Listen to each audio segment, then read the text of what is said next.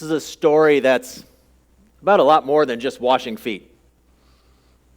It's interesting to think about all the details of how the feet were washed and things, but as we get into the story, we're going to realize that there's a lot more going on.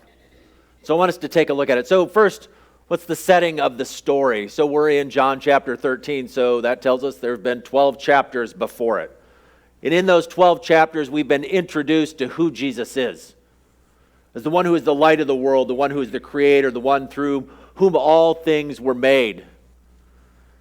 We've seen him do miracles, turn water into wine, heal people, even raise the dead. We've heard him proclaim who he is with a series of I am statements, that he is the light of the world, he is the resurrection and the life, he is the gate, he is the good shepherd. All these things, and it's leading up to this point. And so the Gospel of John is this long story, and when John wrote it, there weren't chapters and verses, but these first 12 chapters build up to this, and we're going through all these events of Jesus' life, and we come to what we know as chapter 13, and it slows way down.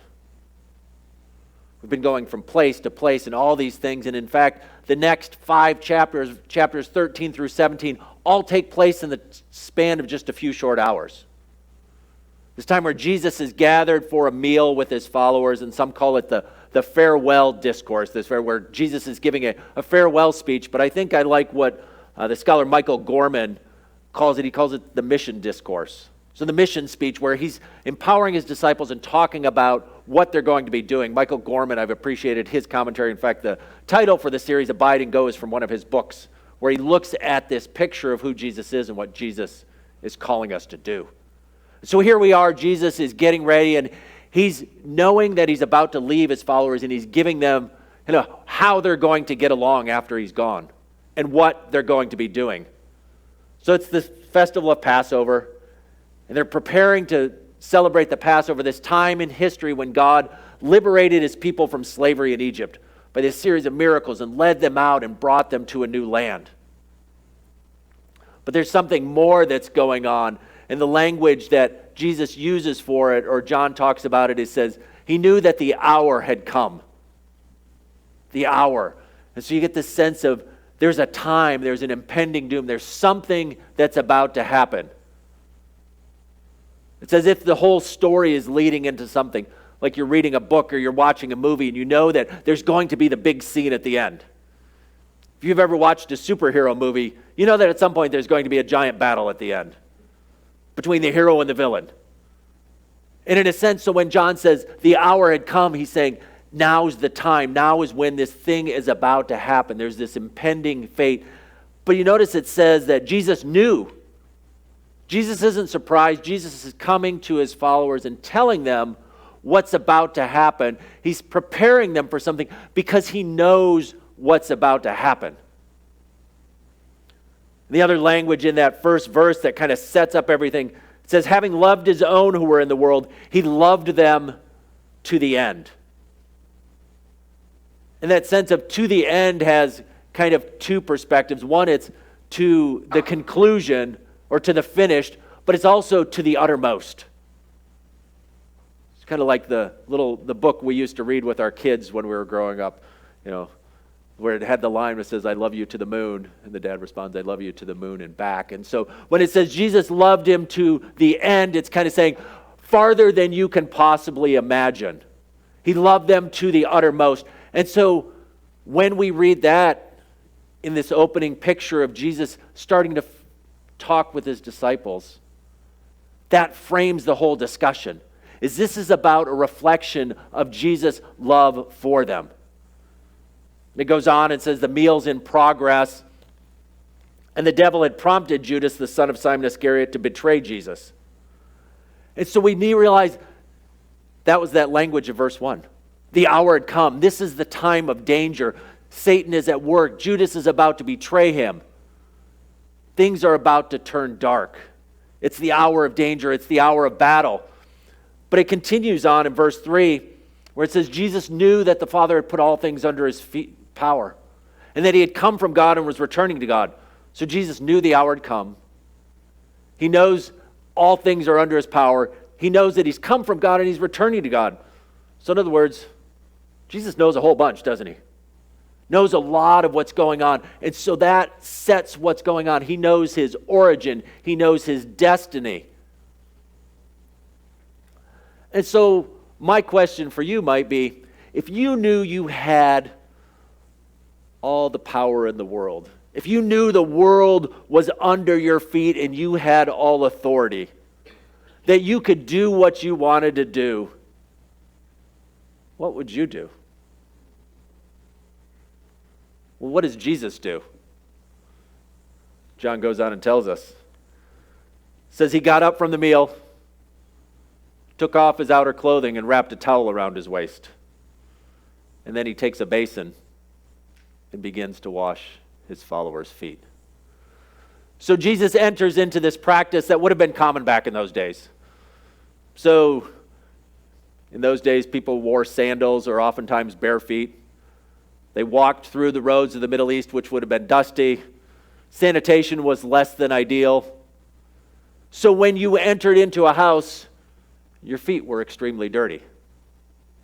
Now there's various understandings of the foot washing practice and various even ways that it was done between the Greco-Roman world and the Jewish world. But oftentimes, particularly in the Jewish world, the guest would simply be offered a basin of water. And it was the guest's responsibility to wash the feet. Occasionally it might be a child, might be a servant or a slave, but frequently it was just the guest's responsibility. And so here's this shocking thing where Jesus, the one who is the rabbi, the one who is the leader, decides to wash the feet of his followers. Oftentimes they were responsible for washing their own, but if they were someone else to wash the feet, it would have been somebody of a lower status. It would have been a servant. And so when Jesus takes the towel, wraps it around his waist, takes the basin of water and begins to wash their feet, all done what? Knowing that everything is under his feet. That everything is under his authority. He does all that, and still he does this. And so it's a picture of humility, it's a picture of service, but I think it's something more. I think there's something more that Jesus is saying on, that it's a picture of his impending death. That here's this hour has come. He's talking about the hour has come that he's returning to God. And the language even of putting down and taking up. It talks about he puts down his clothes and then he takes them up, which is language from earlier when Jesus talks about the good shepherd who lays down his life and he takes it up again. And so here's this picture of Jesus laying it down. And we're going to see in a little bit more how this is just not just a picture of humility, because there's one lesson we could take from it. We could simply say Jesus is demonstrating to us to not think too highly of ourselves. Jesus is demonstrating a principle of serving others, of putting others before ourselves. And that may be a lesson we need to draw, and it's an important lesson to draw, and it is one of the lessons we can draw. But I think Jesus is pointing to something more in this context, that he's talking about laying down his life and taking it up again and how that works. And one of the things, notice, is he washes the feet of all the disciples there. And who is there among those 12 disciples whose feet he washes? Judas, whom we have just been told a few verses earlier. What is Judas about to do? Betray him. And Jesus knows all this thing because later in the story, we hear Jesus tell Judas, go and do what you need to do. So Jesus doesn't skip Judas. He doesn't say, well, I'm going to wash everybody's feet, but not you, Judas. You're going to betray me, so you don't deserve my love. You don't deserve my service. So Jesus demonstrates, even in this moment, this love, not only for friends, but love for enemies. And then he comes to Peter. Peter. Peter is one of those characters that, if you're familiar with the stories in the Bible, he always seems to have his heart in the right place. He always seems to be eager to get things right, but his mouth gets ahead of him a little too often. Maybe some of you know what that's like. Maybe it's you, maybe it's somebody else, but you know that person who is enthusiastic and they want to do the right thing and their heart is in the right place, but the words come out and it's just not quite right. So Peter says, well, no, but Jesus, Lord, you're not going to wash my feet. And it's the sense of you are not going to wash my feet. That's one of those tricky things, isn't it? If you've ever read a sentence, that even the way we put an emphasis in a sentence can make a big difference, isn't it? I mean, where do we put it? Lord, are you going to wash my feet? Lord, are you going to wash my feet? Lord, are you going to wash my feet? Lord, are you going to wash my feet? But the emphasis here is really on the you and my. It's a sense of, wait a minute, you, Lord, are going to do this?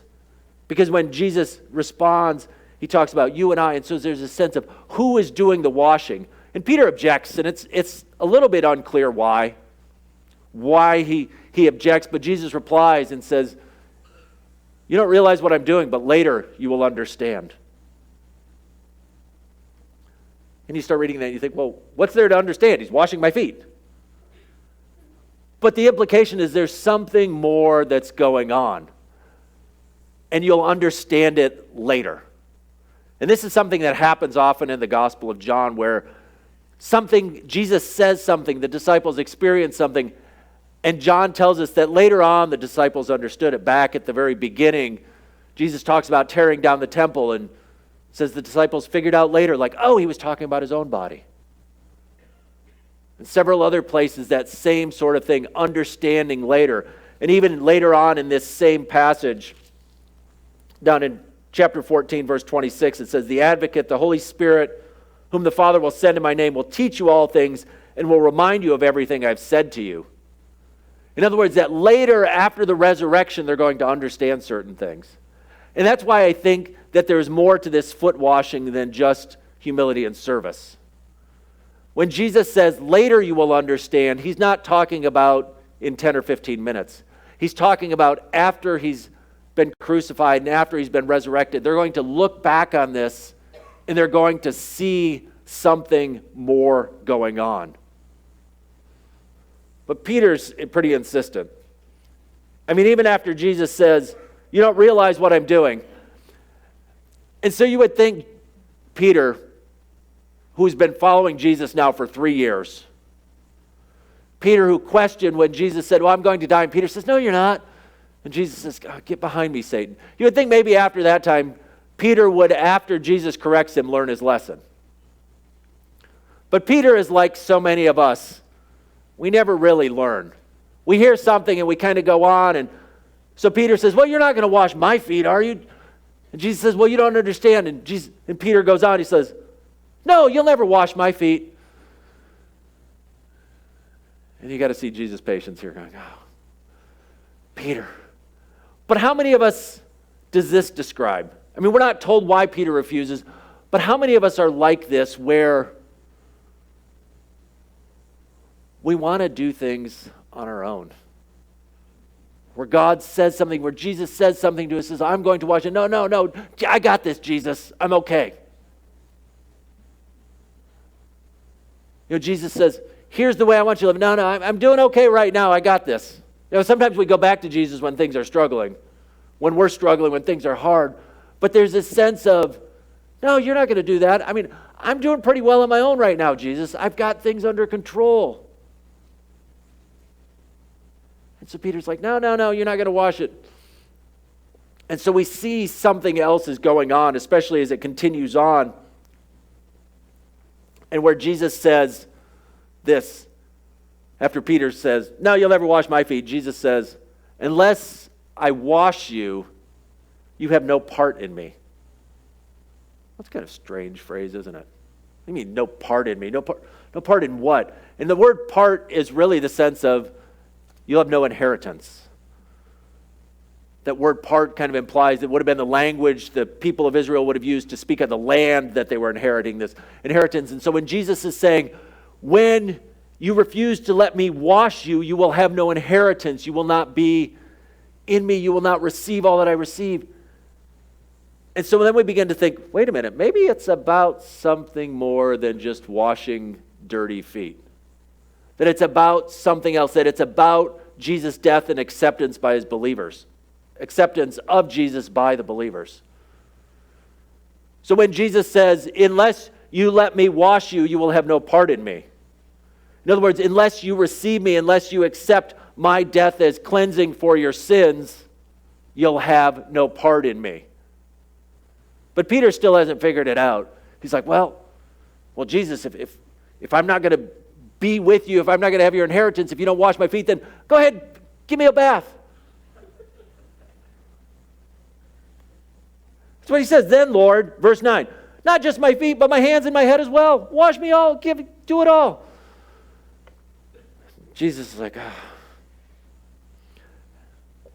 He says, if you've had a bath, those who have had a bath need to wash their feet. Their whole body is clean. And you are clean, though not every one of you. And so he's saying, he's talking about more than dirt off the feet. But what we see in some sense, and that's a strange kind of verse that goes on, those who have had a bath need only to wash their feet. Their whole body is clean. And you are clean, though not every one of you. And so again, here, he says, though not every one of you. Well, he's washed all their feet. But he's saying, no, not every one of you is clean. And it says, for he knew who was going to betray him. And so we realize that when he's talking about washing here, he's not simply talking about the dirt and the dung from the streets that's getting washed off their feet. He's talking about something deeper. And he's saying, this is the kind of washing. And so he's saying this foot washing is symbolizing the spiritual cleansing that will take place on the cross. He's saying, Peter, you don't need more. I'm going to do it all right there. And so we're setting this up where Jesus is doing this act where he's washing people's feet, but he's symbolizing, he's, in some sense, living out a parable. He's saying, this is what's about to happen. My death, my love for you is the washing of you to make you clean and to make you a part of my family, to welcome you into the household. Because again, when did people get their feet washed? When they came into the house. And so Jesus is, in some sense, now I'm bringing you into my house and I'm washing the feet. And then he goes on and he tells his followers that they're to wash others' feet too. When he goes down to verse 15, I've set an example that you should do as I have done for you.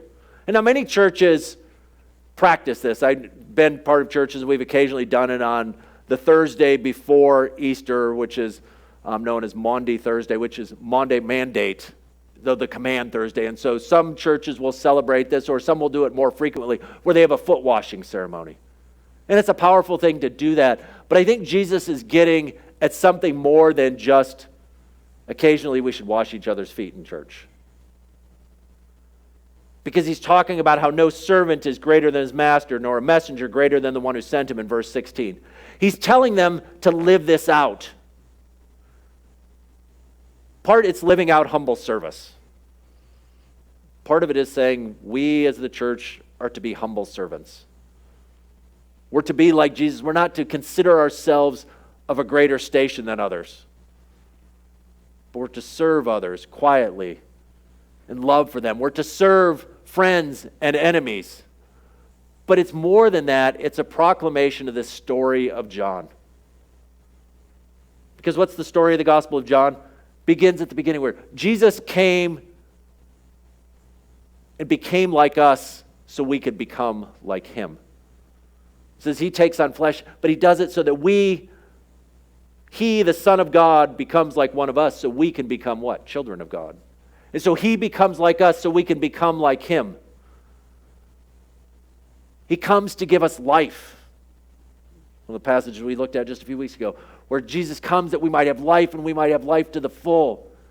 And he does it in realizing that we're in desperate need of this life, and he provides it. How does Jesus give the life? Through the cross. Through his death, the one that cleanses us. And so Jesus is showing this here. He's saying, remember, this is all framed by the love, the hour have come. If we just had a story of Jesus washing the feet and nothing else, but John has set us up. How did he set us up? He said, the hour has come. He's put all things under his feet. He's setting it up and he's saying, this foot washing is not just a random event that happened, but Jesus sets it and John sets it in the context of what's about to happen. And so we see Jesus, just as a host welcomes people and provides water to wash their feet, Jesus welcomes us into the household of God by washing us of our sins.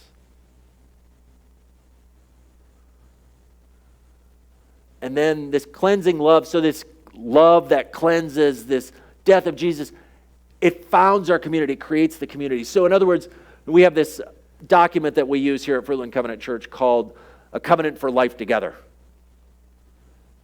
And it begins by saying, as a body of believers brought together by the death and resurrection of Jesus Christ.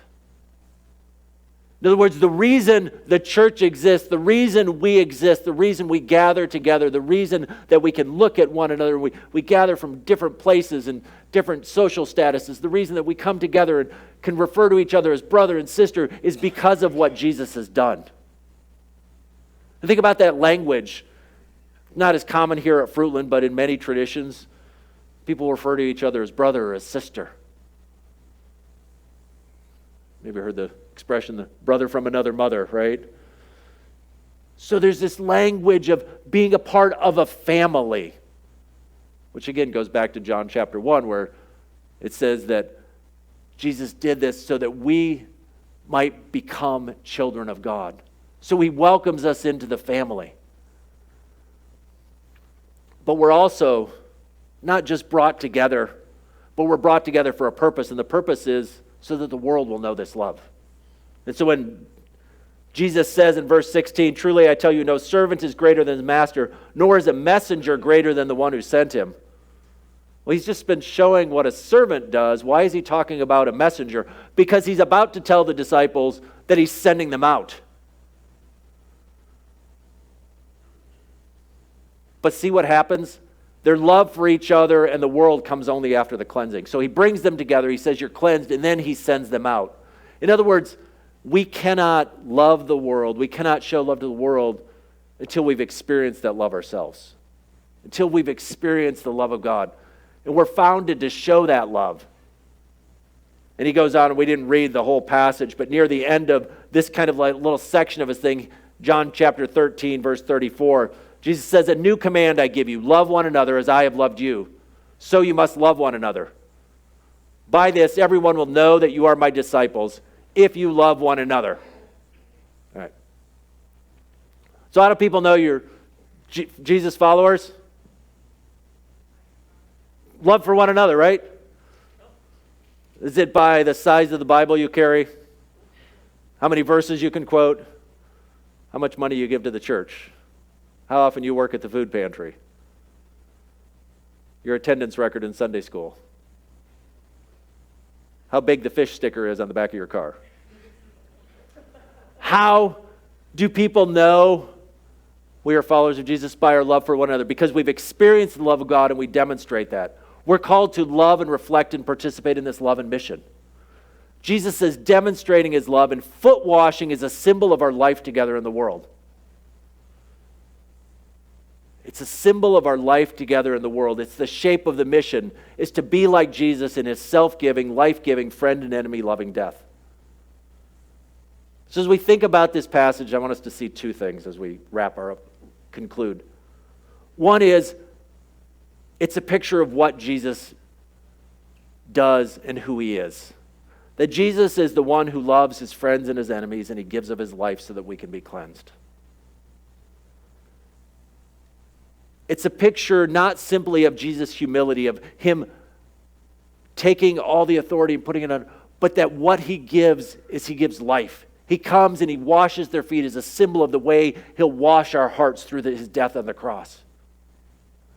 That his death gives life, and that's the paradox, that his life-giving death, and that he gives of himself, and that he loves his friends and his enemies. He does it for Peter and he does it for Judas. He does it for all of us. He loves deeply and loves all. But then it's also that same call to us when Jesus says, I want you to do the same. I think Jesus is saying more than just, once a year I want you to wash each other's feet at church. I think what Jesus is saying is, I'm calling you to live out that same sort of thing. To be willing to not think of yourself too highly, but to give your life if need be, and to love your friend and love your enemy. Love our enemies. Oh, well, that's a hard one. But Jesus is saying, be willing to do that. Because what we have a tendency to do is we want to drag our enemies down. We want to point out all the things that are wrong with them. We want to mock them. We want to humiliate them. We want to demonstrate how they're wrong about everything. Maybe they've wounded us in some way, and so we want to lash out and hurt back. Maybe we want to ostracize them and just simply ignore them and make them feel the same pain that we've felt. But Jesus says, no, this community of love that has been founded by the foot washing, this community of love that has been made into the household of God by the death and resurrection of Jesus, this community of love is to demonstrate that same love that's willing to wash the feet of our enemy. Whoever that might be. And realize that it's not something we can do on our own. Because Jesus calls us to do it only after what? Only after He has shown His love to us. So it's not simply like, okay, Fruitland Covenant, I want you to suck it up, get out there, do your best, and go love your enemy. Because how well will that work out for us? Might last for a little while. Might last for a short while until we encounter that person who's wronged us, until we see that post on Facebook, until we see that thing, or we're watching the news and we see the people on the other side. We're just, oh! And all of a sudden the love goes away real quickly. And we look and say, keep your dirty feet.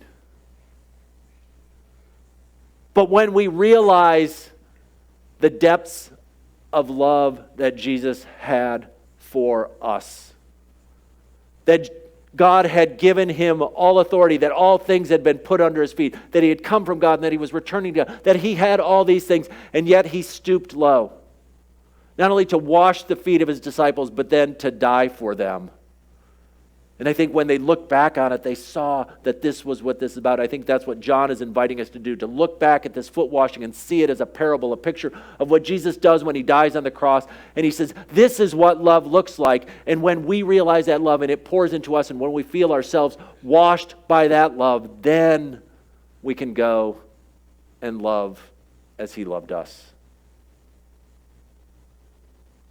So we have to be careful about turning it into this moral imperative. We oftentimes want to take Bible stories and we just want to get quickly to like, what do I do with this? Tell me what I'm supposed to do.